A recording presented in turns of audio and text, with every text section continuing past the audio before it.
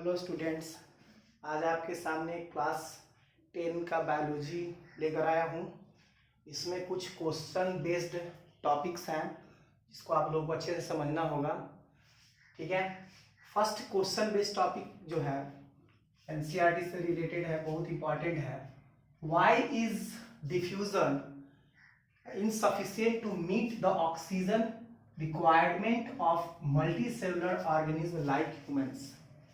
पर है कि मल्टीसेलुलर ऑर्गेनिज्म लाइक ह्यूमन जो है उसमें क्यों ऐसा जो होता है कि डिफ्यूजन से वो ऑक्सीजन को जितना जरूरी ऑक्सीजन है वो नहीं ले पाता, क्या रीजन है? तो देखो क्या होता है कि मल्टीसेलुलर ऑर्गेनिज्म कि जितने भी बॉडी का सेल होता है वो डायरेक्ट वे में एटमॉस्फेयर के या इन्वायरमेंट के कांटेक्ट में नहीं होता है। सभी बॉडी का सेल हमारा इन्वायरमेंट के कांटेक्ट में है नहीं। जब इन्वायरमेंट के कांटेक्ट में नहीं है तो वो रिक्वायरमेंट जो ऑक्सीजन की होती है सभी सेलों को वो कैसे ले सकता है ना?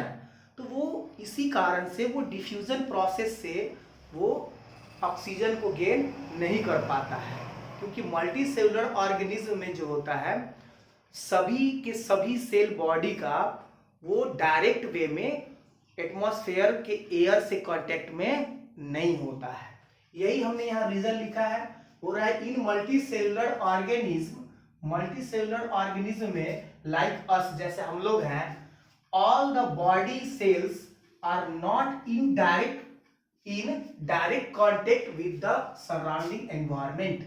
हमारे चारों ओर के एनवायरमेंट के डायरेक्ट कांटेक्ट में हमारे बॉडी के सभी सेल क्या होता है, नहीं रहता है। ठीक है, नहीं होता है।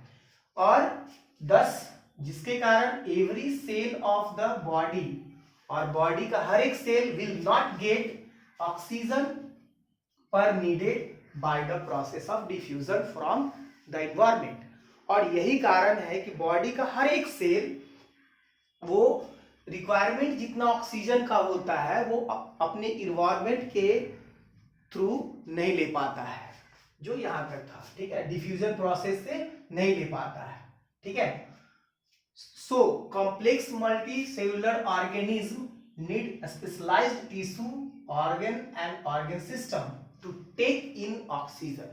इसीलिए जितने भी कॉम्प्लेक्स मल्टी सेलुलर ऑर्गेनिज्म है उसमें क्या होता है कि स्पेशलाइज्ड किया जाता है ऑक्सीजन गेन करने के लिए।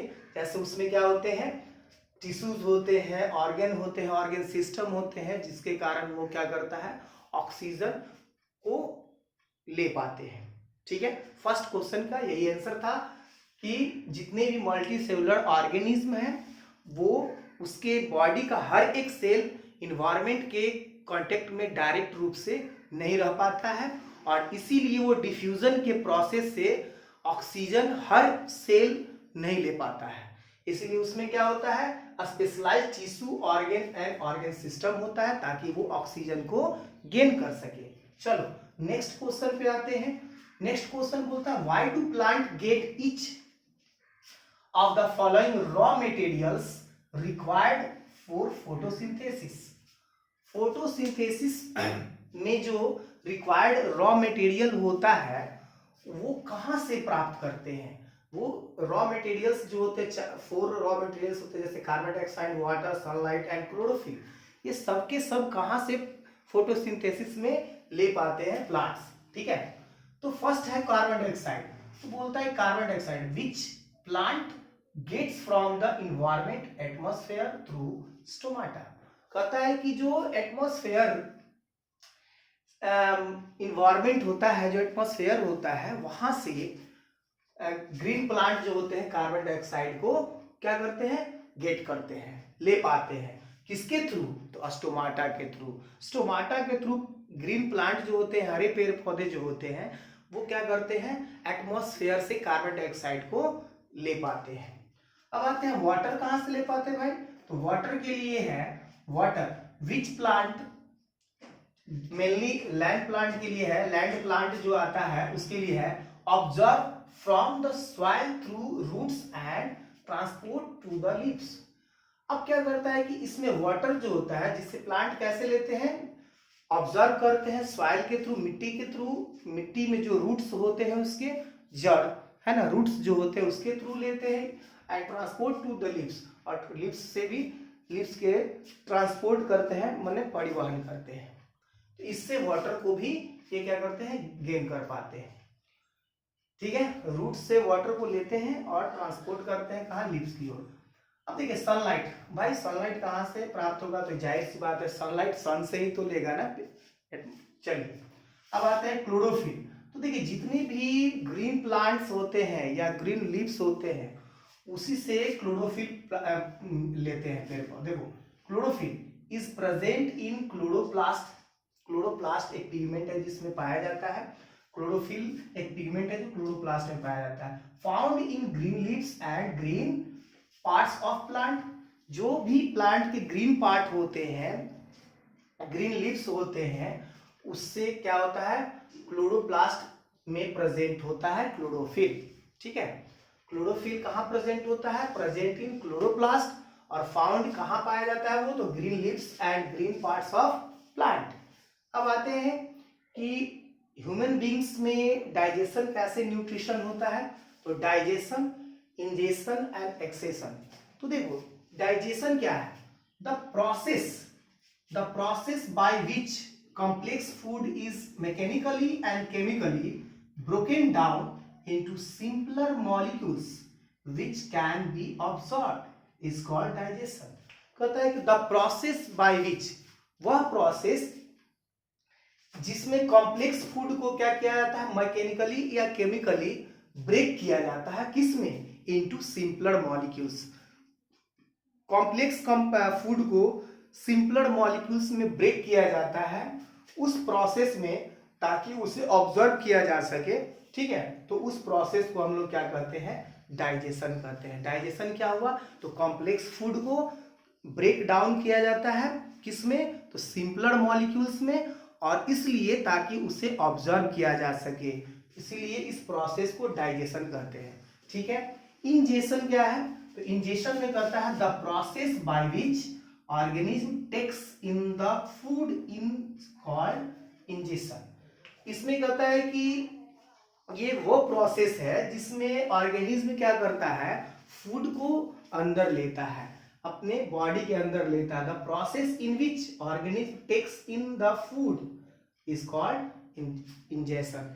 फूड को अंदर लेना, गेन करना, वो आपको इंजेशन प्रोसेस कहलाता है। जैसे in man food is ingested through the mouth.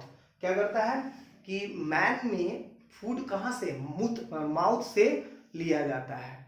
ठीक है, तो इसमें इंजेशन प्रोसेस हो गया। अब आते हैं एक्सजेशन प्रोसेस में क्या होता है, the process of removal of undigested food from the body is known as egestion. देखो इजेशन में क्या करता है, सॉरी यहाँ पे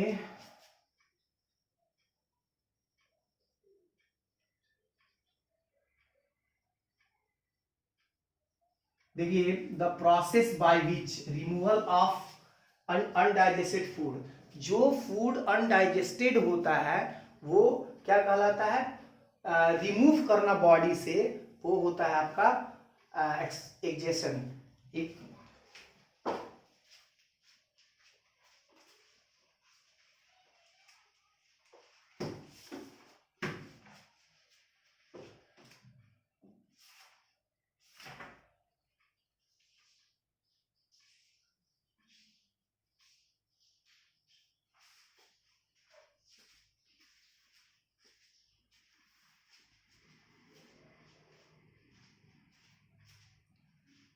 सॉरी फॉर द इंटरप्शन।